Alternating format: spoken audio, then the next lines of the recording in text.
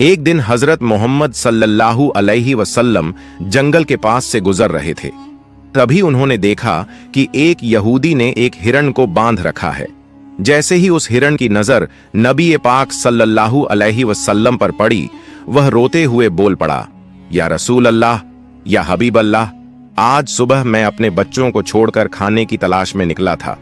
उसी दौरान यह यहूदी आया और मुझे पकड़कर बांध दिया। सुबह से अब तक मैं यूं ही कायद हूं। या रसूल अल्लाह सल्लल्लाहु अलैहि वसल्लम, मेरे छोटे छोटे बच्चे हैं। सुबह से मैंने उन्हें दूध नहीं पिलाया। वह मुझे ना पाकर परेशान हो गए होंगे। शायद उनका गला दूध ना मिलने की वजह से सूख गया होगा। या रसूल अल्लाह सल्लल्लाहु अलैहि वसल्लम, मेरी आपसे इल्तिजा है कि आप मेरी मदद करें। मुझे मेरे बच्चों से मिलने और उन्हें दूध पिलाने की इजाजत दिला दें। हिरण्य की दर्द भरी गुजारिश सुनकर हजरत मोहम्मद सल्लल्लाहु अलैहि वसल्लम की आंखों से आंसू छलक पड़े। आपने उस यहूदी से फरमाया, ऐ यहूदी, तुमने इस मासूम हिरण्य को क्यों बांध रखा है? यहूदी ने जवाब दिया, मैंने इसका शिकार किया है। जंगल के जानवरों का शिकार करना जायज है, इसलिए इसे बांधा है। नबी अकरम सल्लल्लाहु अलैहि वसल्लम ने फरमाया, क्या तुम नहीं देख रहे कि यह एक मां है? इसके थन दूध से भरे हुए हैं। यह अपने बच्चों को दूध ना पिला पाने की वजह से परेशान है। इसे छोड़ दो ताकि यह अपने बच्चों को देख सके और उन्हें दूध पिला सके। यहूदी ने कहा, मैंने इसे बड़ी मेहनत से पकड़ा है, अब तुम्हारी बात मानकर इसे क्यों छोड़ दूं? हजरत मोहम्मद सल्लल्लाहु अलैहि वसल्लम ने नरमी से समझाते हुए फरमाया, इस मां हिरण को एक बार अपने बच्चों के पास जाने दो। वह उन्हें दूध पिलाकर और मिलकर वापस तुम्हारे पास लौट आएगी। यहूदी ने तंज से कहा, बांधा हुआ जानवर आज तक वापस आया है? क्या ऐसी कोई मिसाल है? अगर मैं इसे छोड़ दूं तो यह कभी नहीं लौटेगा। जब नबी पाक सल्लल्लाहु अलैहि वसल्लम ने देखा कि यहूदी किसी भी तरह से हिरण को छोड़ने के लिए तैयार नहीं है, तो आपने फरमाया, ऐ यहूदी, इस हिरण को आजाद कर दो। इसके बदले तुम मुझे बांध लो। अगर यह वापस ना लौटे तो तुम मुझे उम्र भर कैद में रख सकते हो। यहूदी ने कहा, ठीक है, एक शर्त पर मैं इसे छोड़ रहा हूं। अगर यह वापस ना आए तो मैं तुम्हें उम्र भर के लिए कैद कर लूंगा। आखिरकार यहूदी ने हिरण को छोड़ दिया और हजरत मोहम्मद सल्लल्लाहु अलैहि वसल्लम को बांध दिया। आजाद होते ही हिरण तेजी से जंगल की तरफ भाग गया। यहूदी दिल ही दिल में हंसते हुए सोचने लगा, हिरण अब कभी लौट कर नहीं आएगा। इस आदमी को मैं हमेशा के लिए कैद में रखूंगा। इससे बड़ा बेवकूफ मैंने पूरी दुनिया में नहीं देखा। एक जंगल के जानवर के लिए इसने अपनी जिंदगी दांव पर लगा दी। हिरण तेजी से अपने बच्चों के पास पहुंचा। बच्चों ने उसे देखकर हैरानी से पूछा, अम्मा, आप सुबह से कहां थीं? हम आपका इंतजार करते करते थक गए। बिना दूध के हमारा गला सूख गया है। क्या हो गया है कि आप हमें छोड़कर चली गई थीं? मां हिरण ने बच्चों को समझाते हुए कहा, मेरे प्यारे बच्चों, आज सुबह जब मैं तुम्हारे लिए खाने की तलाश में निकली थी तो एक यहूदी ने मुझे पकड़ लिया। वह मुझे बांध कर ले गया। फिर अल्लाह के प्यारे नबी सल्लल्लाहु अलैहि वसल्लम उस रास्ते से गुजरे। मैंने उनसे तुम्हारी हालत के बारे में कहा और उनसे मदद की गुहार लगाई। हिरण ने आगे कहा, नबी करीम सल्लल्लाहु अलैहि वसल्लम ने मेरी मदद करने के लिए खुद को उस यहूदी के पास गिरवी रख दिया ताकि मैं तुमसे आखिरी बार मिल सकूं। अब मुझे वापस लौटकर जाना होगा क्योंकि मैंने वादा किया है कि मैं जरूर लौटूंगी। मां हिरण ने अपने बच्चों से कहा, मेरे प्यारे बच्चों, वह नरदिल यहूदी अल्लाह के प्यारे नबी सल्लल्लाहु अलैहि वसल्लम को बांध कर रखे हुए है। इसलिए तुम जल्दी से मेरा दूध पी लो। मुझे वापस जाना होगा। मैं अपने नबी को तकलीफा में नहीं छोड़ सकती। जब हिरण के बच्चों ने यह सुना कि उनकी मां नबी करीम सल्लल्लाहु अलैहि वसल्लम को यहूदी के पास गिरवी रखकर सिर्फ उनसे मिलने और दूध पिलाने आई है, तो वो रोते हुए बोले, अम्मा, आप कैसे सोच सकती हैं कि हम उस नबी के रहते हुए आपका दूध पिएंगे जिन्हें यहूदी ने कैद कर रखा है? नहीं, हम आपका दूध नहीं पी सकते। आप चलिए, हम भी आपके साथ चलेंगे। हम अल्लाह के नबी की तकलीफ सहन नहीं कर सकते। उसके बाद मां हिरण अपने बच्चों के साथ नबी करीम सल्लल्लाहु अलैहि वसल्लम के पास लौटने के लिए चल पड़ी। दूसरी तरफ जब हिरण के लौटने में थोड़ी देर हुई तो वह यहूदी तंज करते हुए नबी करीम सल्लल्लाहु अलैहि वसल्लम से कहने लगा, तुमसे ज्यादा बेवकूफ इंसान मैंने इस दुनिया में कभी नहीं देखा। एक जंगल के हरण के लिए तुमने खुद को मेरे पास गिरवी रख दिया। क्या तुम वाकई सोचते हो कि वह हरण वापस आएगा? कयामत तक वह हरण लौट कर नहीं आएगा और कयामत तक तुम मेरी कैद में रहोगे।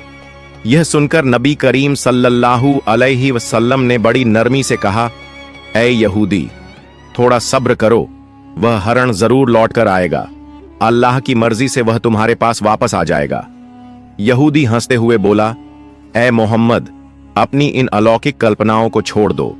मैं पूरे यकीन के साथ कह सकता हूं कि वह हरण कयामत तक वापस नहीं लौटेगी। इस तरह कुछ समय और बीत गया। यहूदी मन ही मन सोचने लगा, मोहम्मद को बंधक बनाकर मैं इसके साथियों से बहुत सारा धन वसूल करूंगा। क्या कभी कोई हरण इंसान की ममता के कारण लौटकर आया है? थोड़ी देर और बीतने के बाद यहूदी ने देखा कि न सिर्फ हरण लौटकर आ रही है, बल्कि उसके साथ उसके बच्चे भी हैं।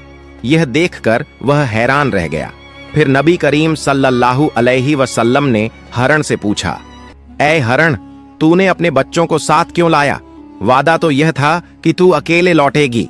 मां हरण ने जवाब दिया, या रसूल अल्लाह, जब मैं अपने बच्चों के पास पहुंची और उन्हें बताया कि अल्लाह के प्यारे नबी सल्लल्लाहु अलैहि वसल्लम ने खुद को एक यहूदी के पास गिरवी रख दिया ताकि मैं तुमसे आखिरी बार मिल सकूं और तुम्हें दूध पिला सकूं, तो मेरे बच्चों ने रोते हुए कहा, अम्मा, आप कैसे सोच सकती हैं कि हम अल्लाह के नबी को बंधन में छोड़कर आपका दूध पिएंगे? नहीं, हम ऐसा कभी नहीं कर सकते। उसके बाद मेरे बच्चे भी मेरे साथ चल पड़े। मां हरण ने आगे कहा, अगर मेरी वजह से आपको किसी तरह की तकलीफ हुई हो तो मुझे माफ कर दीजिए। मैंने जाने अनजाने आपको परेशानी दी। फिर नबी करीम सल्लल्लाहु अलैहि वसल्लम ने यहूदी की तरफ देखा और फरमाया, ऐ यहूदी, देखो, तुम्हारा हरण लौट आया है। वह अकेला नहीं आया, बल्कि अपने बच्चों को भी साथ लेकर आया है। अब तुम इनका जो चाहो इस्तेमाल कर सकते हो। और एक बात याद रखो, मैं केवल इंसानों का नबी नहीं हूं, मैं जंगल के जानवरों, परिंदों और पूरी कायनात का नबी हूं। यह बात कहकर जब नबी करीम सल्लल्लाहु अलैहि वसल्लम जाने लगे तो वह यहूदी पीछे से पुकारते हुए बोला, या रसूल अल्लाह, या हबीब अल्लाह, वह हरण जो आपकी ममता में वापस लौट आया, मैं समझ गया कि आप अल्लाह के सच्चे नबी हैं। या रसूल अल्लाह, मुझे अपने हाथों से कलमा पढ़ाकर मुसलमान बना दीजिए। मुझे अब उस हरण की कोई जरूरत नहीं है। मैं उसे आपको सौंपता हूं और आपकी सेवा में अपनी जिंदगी गुजारना चाहता हूं। इसके बाद वह यहूदी नबी करीम सल्लल्लाहु अलैहि वसल्लम के हाथों पर कलमा पढ़कर मुसलमान हो गया। सुभान अल्लाह। एक और वाकया। एक दिन नबी करीम सल्लल्लाहु अलैहि वसल्लम अपने सहाबा के साथ एक मजलिस में तशरीफ फरमा थे। उसी वक्त एक गरीब बदू देहाती वहां आया। उसके हाथ में एक गोह गिरगिट घोसाप था जिसे उसने पकड़ा हुआ था।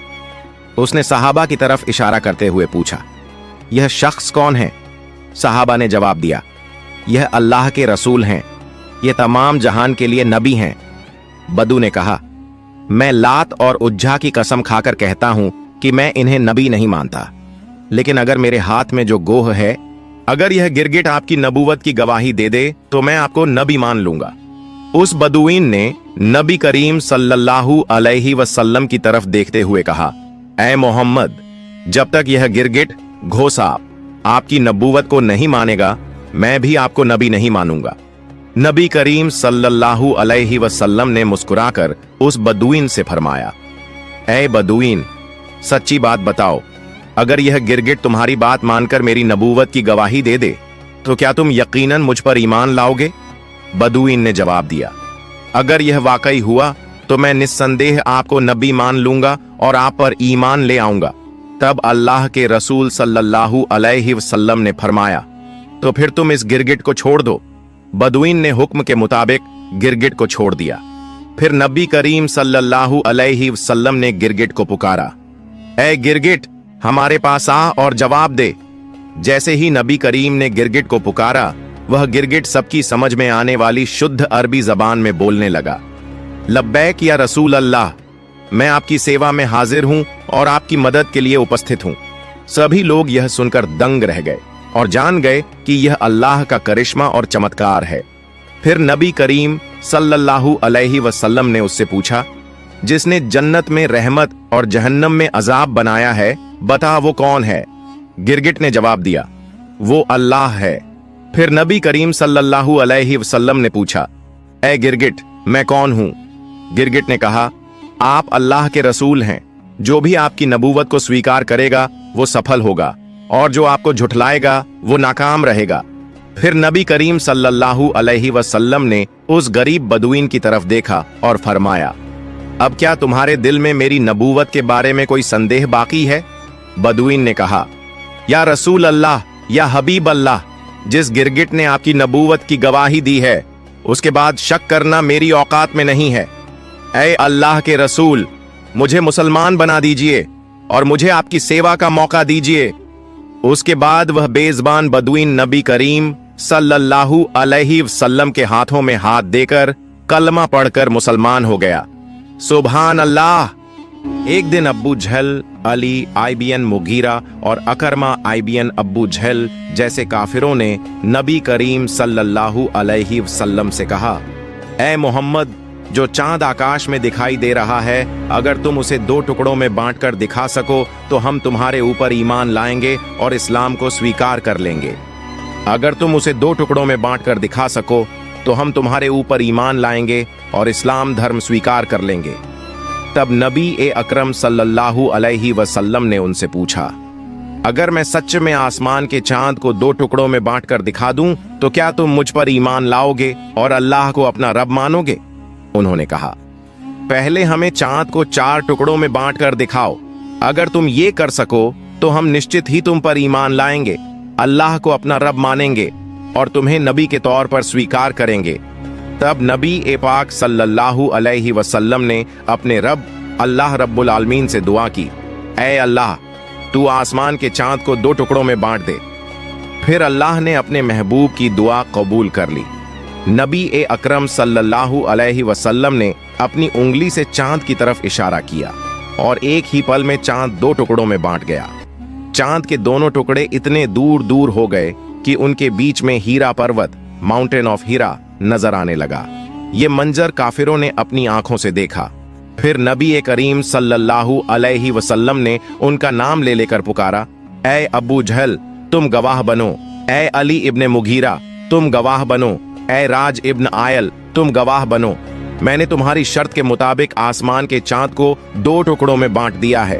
अब तुम लोग अपनी बात निभाओ, अल्लाह को रब मानो और मुझे नबी के तौर पर स्वीकार करो। मगर काफिर हंसते हुए कहने लगे, ओ मोहम्मद, अब तक हम ये समझते थे कि तुम्हारे पास सिर्फ इस धरती की चीजों पर जादू करने की ताकत है, लेकिन अब तो हम देख रहे हैं कि तुम आसमान के चांद पर भी जादू कर सकते हो। तुम्हारी तरह इतना बड़ा जादूगर हमने कभी नहीं देखा। और याद रखो, हम कभी किसी जादूगर को नबी नहीं मान सकते। हकीकत ये थी कि अल्लाह रब्बुल आलमीन ने उनके नसीब में ईमान का तोहफा लिखा ही नहीं था, इसलिए वो इतने बड़े चमत्कार को देखकर भी इस्लाम को स्वीकार न कर सके। इस खास मौजज़े के बारे में अल्लाह ने सूरत उल कमर में इरशाद फरमाया है, कयामत करीब आ गई है और चांद फट चुका है।